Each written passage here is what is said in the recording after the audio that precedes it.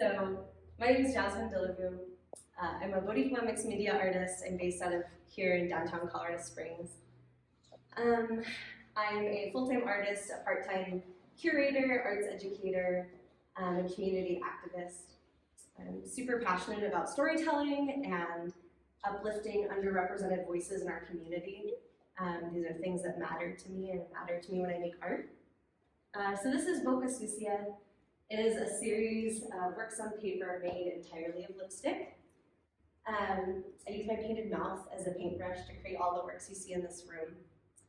The idea is to transform stories into images, as simply put as I can put that, and I'm going to put it in a lot more complicated ways because like my brain can't stop putting it into complicated ways. And then you guys can ask me questions to help me make it less terrifyingly complicated. Like other forms of abstract expressionism, I really focus on using movement and brushstroke to tell a story, not relying so much on literal imagery throughout the works, as you would see in maybe traditional landscapes or portraiture. I like to think of most of these works as hieroglyphics in that I'm just telling a new story with a new language altogether, pressing mouth against paper, words against paper, using lipstick as the vessel, the tool to get it there. It's sort of its own language. It can almost be its own dictionary at this point. The more I've been investigating and delving into the things that lipstick can do as like a new language and a new media. I also want to think about all these pieces as performance aftermath, and that it is performative in its creation.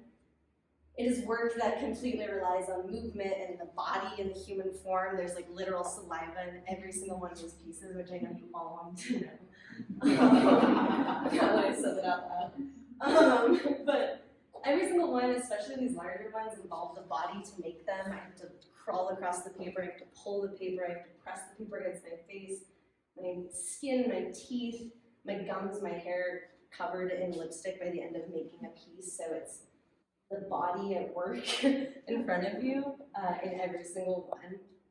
Viva Voce, which is this back scroll that you see on the wall coming through, was part of a performance that we did at Crozier Gallery not so long ago.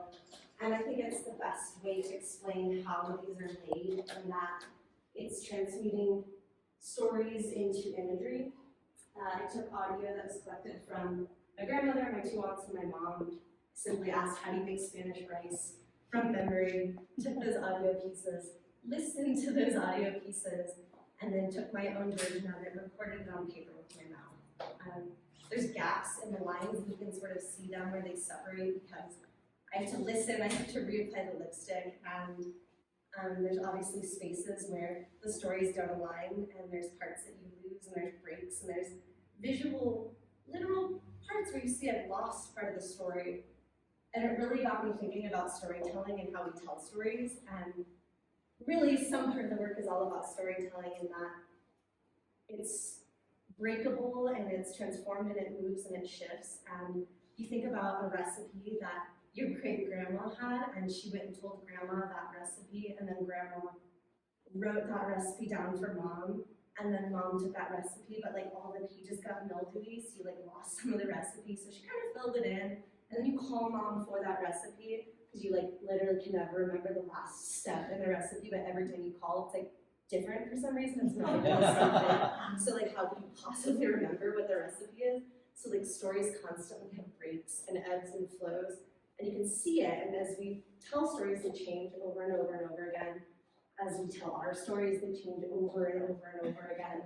And all we're doing is telling stories. It's like a survival tool. It's like the most feminine thing in literal existence. And on that, yes, the work is about storytelling. Yes, the work is about all these topics that you address in recipes and culture, but at the end of the day, the work is about femininity. And like not the definition of femininity that we all kind of know, which is like tied to womanhood and gender and genitalia, but like this divine, profound experience of self-love and like empathetically understanding how one vessel can hold so much softness and so much violence all at once, that is the true definition of femininity that we're speaking about in these works, and like literally nothing else. It is no tie to gender or womanhood at all. And in that it is all survival and storytelling and culture in every single piece. I think that's why I wanted to choose lipstick, because lipstick's like literally the most divine feminine thing I could ever think about. It is blood and culture and sex and sacrament and religion and all the things that are so politically charged, because like anything that's feminized or femme or female oriented, of course, is politicized, and like we have to put politics and load it into anything that ever had anything to do with a woman, literally ever. So it's why I chose it, and it's why I can't ever stop choosing it. Lipstick is super politically loaded, especially red lipstick, because think about, like, we go way back, we talk about red as a color that's charged and malicious and bloody and violent. Think about suffragists who said, I'm gonna use red lipstick as the mark of like a liberated woman, like to whatever degree that meant, as suffragists were discussing what liberated woman could be.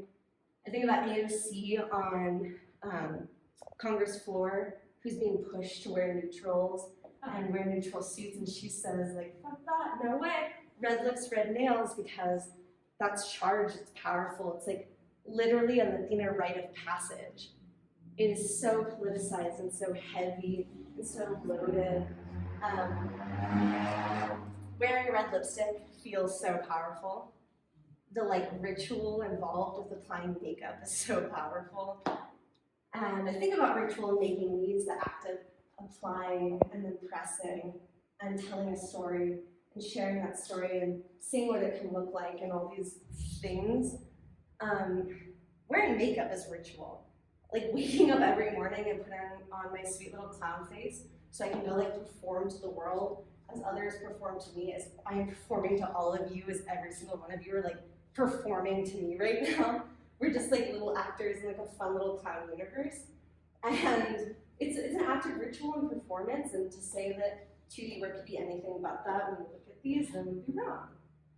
We're just like performing our little rituals of like femininity and softness and violence and whatever that looks like. And coming to terms with that and making these works has helped me like definitely understand this endless investigation of gender identity and the complexities of femininity that I've battled with since the day I came out of the womb. And I'm still working on it, right? Like the way I think about femininity and my body as this performative thing as I go into the universe, and then I can't not perform as woman, as person, as human, as feminized femme form.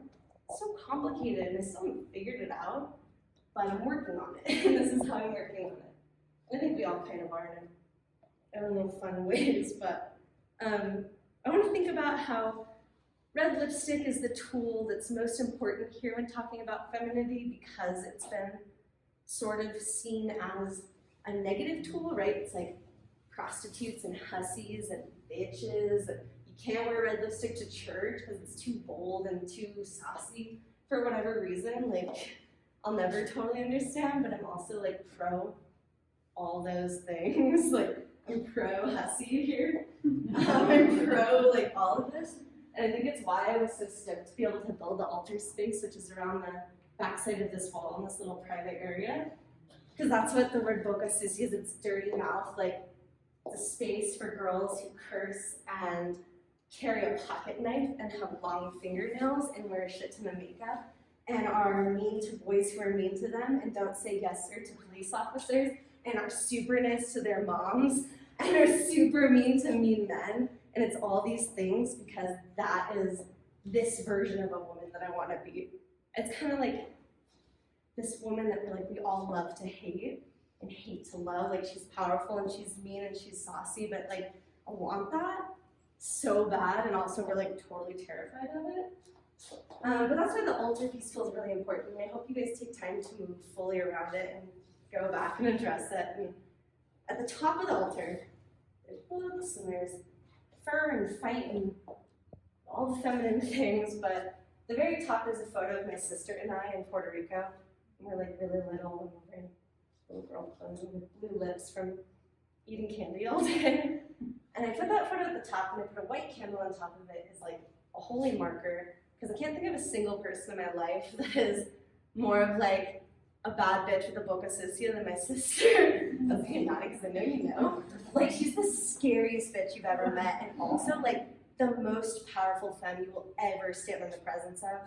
Like, God bless this mean woman. Like, because truly, like, we spend all this time trying to be these small creatures that fit into versions of femininity and softness, and we wear the pink and beige lipstick and we exist through our world. But then, like, sometimes you throw on red lipstick and you be a bad bitch, and you don't let people walk over you, and you exist in this world and you take up space. It feels really fucking good. And like every once in a while we need to do it, and like maybe all of us go home and we put on like a really bright red lipstick and we just like feel really good about ourselves for a little bit, because life is really short and complicated and hard, and the way we maneuver it in our weird little bodies is so complicated and hard. So if we could just feel like empowered and strong and cool and scary a little bit, then like, yeah, let's do it. If that's like the answer and that's what the work's about, then yeah. That's what the work's about. I said all those things, that's it. That's what the work's about.